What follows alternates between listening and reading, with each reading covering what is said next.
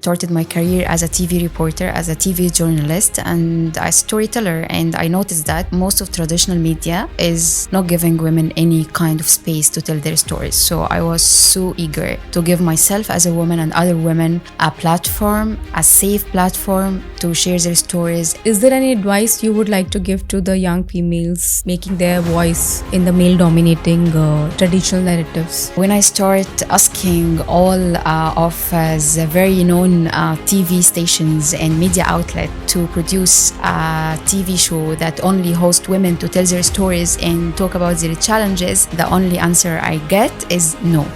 For 5 years. So as a former TV reporter, how did your experience in journalism influence your transition to digital media and women empowerment? As a TV reporter, as a journalist, I faced a kind of not discrimination but limitation as a woman. I wasn't taken seriously most of the time. What does it take to amplify women's voice and champion gender equality in the digital era?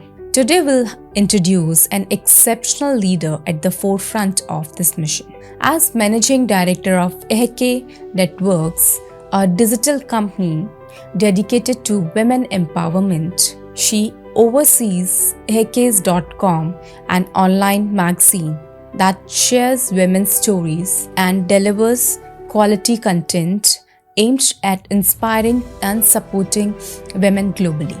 With 15 years of experience in journalism, digital media, and managing development projects, her journey has been a testament to her dedication to advancing gender equality. Let's all welcome Namees on our show. Hi Namees, welcome to our show, Her Talks, a podcast by Women First Jobs. Hi Priyanka, thank you for having me. It's a pleasure. So we'll start with the first question. What exactly inspired you to start E7kky Network, and how has your personal journey is shaped into that mission?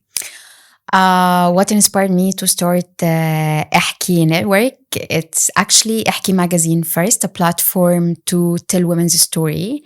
And that's because I started my career as a TV reporter, as a TV journalist, and a storyteller. And I noticed that most of traditional media is not giving women any kind of space to tell their stories. So I was so eager to give myself as a woman and other women a platform, a safe platform to share their stories and discuss their topics. That's first. And my personal journey that shaped it is when I start asking all of the very known TV stations and media outlets to produce a TV show that only host women to tell their stories and talk about their challenges, the only answer I get is no, for 5 years. And that gave me to keep it in mind more and more that we as women need a space, and I have to do this space. Okay. So as a former TV reporter, how did your experience in journalism influence your transition to digital media and women empowerment?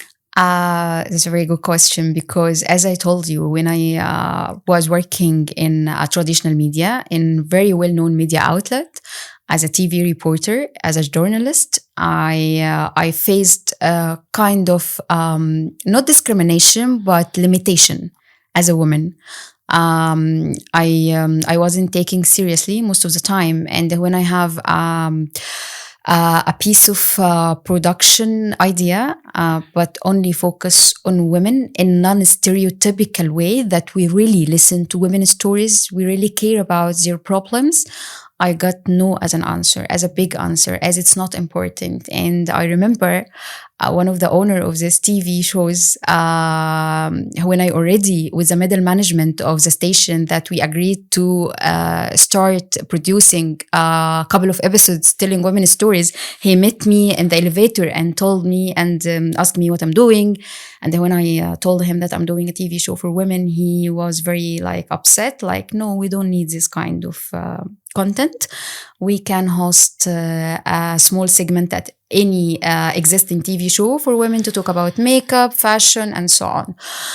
So digital platforms was opening window for me and for women to tell our stories and make our voices heard. Okay, so what challenges did you face while establishing Eki? First, no one is believing in Ehki like I did and like I do. Second, I didn't get any kind of support from traditional media.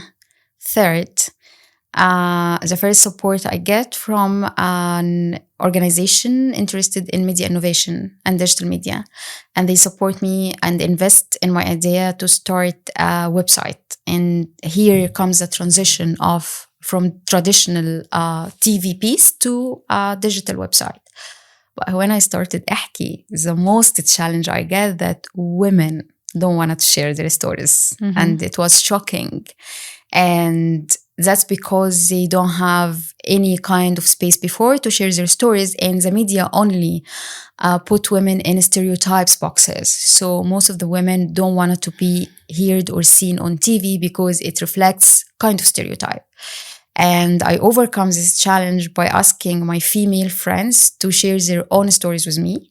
And I publish the stories, and then other women feel that their stories could be told without being any kind of shame, discrimination, or stereotypes.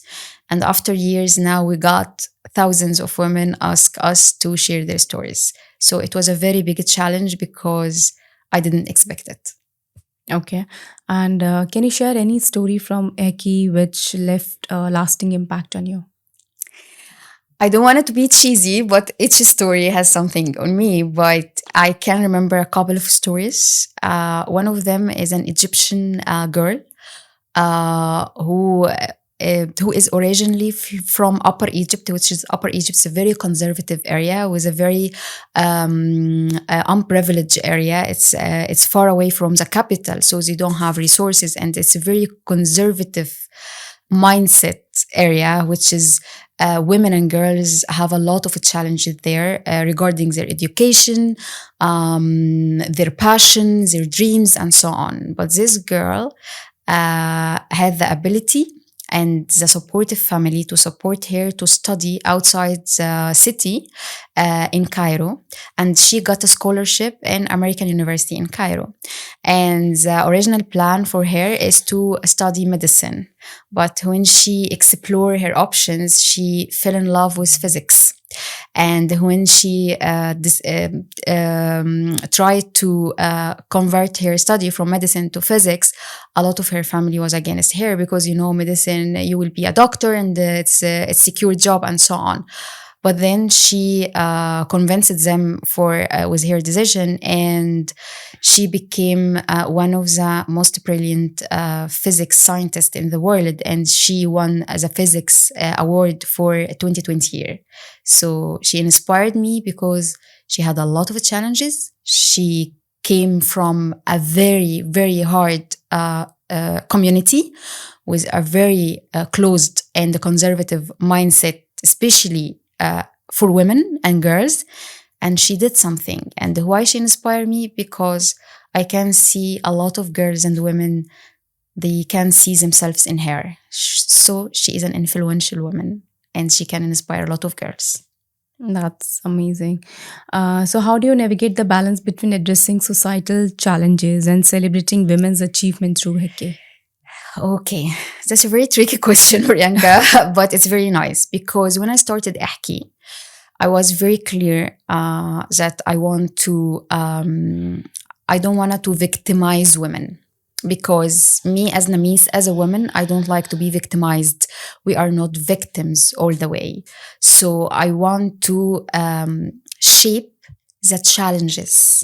So we celebrate the challenges and overcoming those challenges. So the story I told you before about Ilham, which is a physics scientist girl from Upper Egypt, she had a lot of societal problems. She had a lot of challenges. She fought to overcome this so we can celebrate it. It's a very hard equation to do, especially in content, to discuss societal problems, which is very dark. Sometimes, like domestic violence, harassment, pay gap, gender inequality. But at the same time, when you discuss it, You have to show women who overcome these challenges, because it gives us women hope, and it put us outside of the box of victims, because I believe that we are survivors than victims as women. Okay, so I think today is an era of social media. And how do you able to manage that the whatever content you are posting on AK is impactful, as well as creating leaving a lasting impact on the society, as well as it is authentic? You know what's the beautiful thing about social media than traditional media? I worked in both media outlets, because social media and online media give you a direct connection with your audience. So you can hear your audience, you can see the comments of your audience, you can measure a measurable and smart objectives. You can put smart objectives on your piece of content, and you can measure it, because it's open, it's direct. So we always have this analysis of our content, how it affects people and how it reflect the shape of their mindset. And we all believe that changing mindset and giving impact, especially in societal issues, taking a lot of time.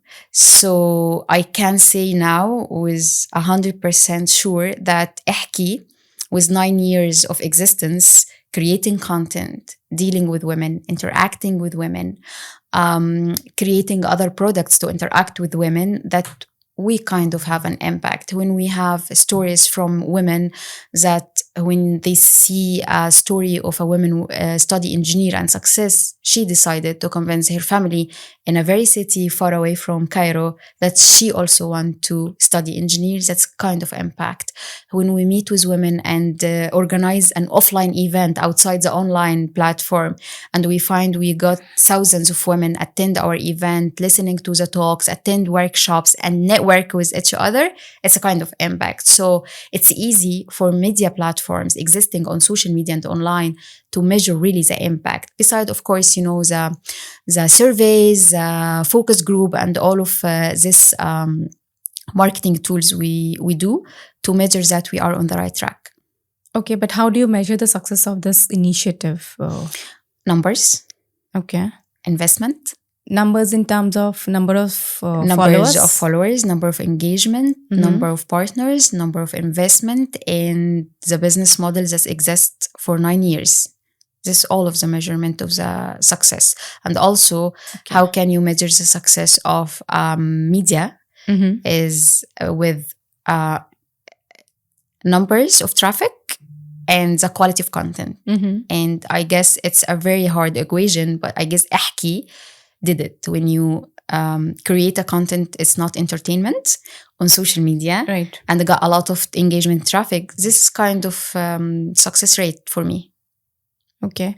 So is there any advice you would like to give to the young females, those who are making their voice in the male dominating traditional narratives? For me, I guess one, it's never gonna be easy if you want to achieve something in a male-dominated fields or any fields as women. It's never gonna be easy, so you have to accept it. Second, the fight will be tough and long, and you have to accept it. Third, you can do it, but you have to accept the two first before you believe that you can do it. But before you believe that you have the qualities, you are working on yourself and you can do it. And unfortunately, the most factful thing you have to accept is we as women, we have to work twice as men to achieve the same level. And this is kind of inequality, injustice, but that's why a lot of initiatives in the world working for gender equality, because we need this kind of equality. We want to work the same, have the same opportunities, but also work the same effort to achieve the same objective. But it's not fair for us women to work twice, but it's a fact, and we have to accept it if you wanted to succeed. Okay, so if you could share just one key message to the listeners about the importance of gender equality, what would it be? Okay.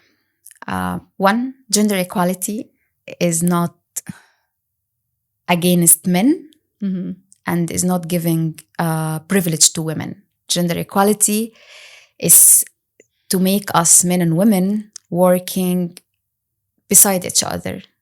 So it gives us equality in life, and it gives us justice, and it gives us peace. So it's not a horror movie. Gender equality is not a horror movie for men, but the opposite. It's something we have all men and women aim for a better life for both of us.